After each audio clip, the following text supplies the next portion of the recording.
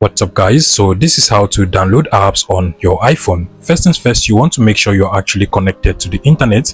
The way you do this is to simply make sure you're connected to a Wi-Fi or using your cellular data. So over here, I am currently connected to a Wi-Fi. If you're not connected to a Wi-Fi, then you want to make sure you have internet connection using a cellular data, and then also make sure that your data connection is actually turned on. Once you're connected to the internet using a cellular data or a Wi-Fi, you want to head over to the App Store of your iPhone.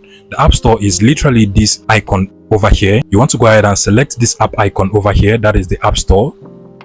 And once it opens up, at the bottom, you're going to see a search bar. You want to select that and then just head over to the image field at the top and then proceed to search for the app you want to download and install into your iPhone. Let's take, for instance, I want to download and install the Google Chrome browser. I'll just go ahead and search for Google Chrome.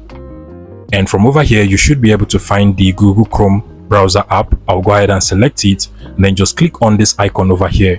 Automatically, the Google Chrome browser will start to download and install into my iPhone. In some cases, instead of that icon, you're going to see a get button or an install button. Just go ahead and click on it.